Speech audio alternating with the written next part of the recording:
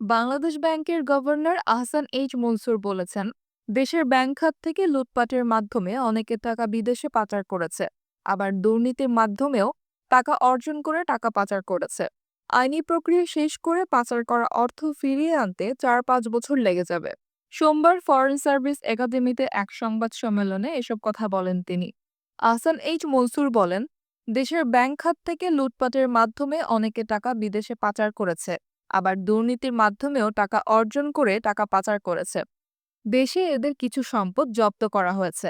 Governor বলেন, bank খাত ও দুর্নীতির মাধ্যমে যেসব ব্যক্তি দেশের টাকা বিদেশে পাচার করেছে তাদের সম্পদ জব্দ করা হয়েছে। এসব জব্দ সম্পদ ব্যবহারের জন্য একটি ম্যানেজমেন্ট বোর্ড গঠন করার সিদ্ধান্ত নিয়েছে সরকার। এগুলো দিয়ে জনকল্যাণমূলক কাজ ও ব্যাংকে ফেরত দেওয়া হবে। তিনি আরও বলেন, ব্যাংক সংশ্লিষ্ট যেসব অর্থ জব্দ করা হয়েছে তা বিক্রি করে ব্যাংকগুলোকে দেওয়া হবে। আর যেসব অর্থ দুর্নীতির মাধ্যমে অর্জিত হয়েছে তা দিয়ে জনকল্যাণমুখী কাজে ব্যয় করা হবে। সবকিছু আইনি প্রক্রিয়ার মাধ্যমে করা হবে। প্রয়োজনে আইন সংশোধন করা হবে।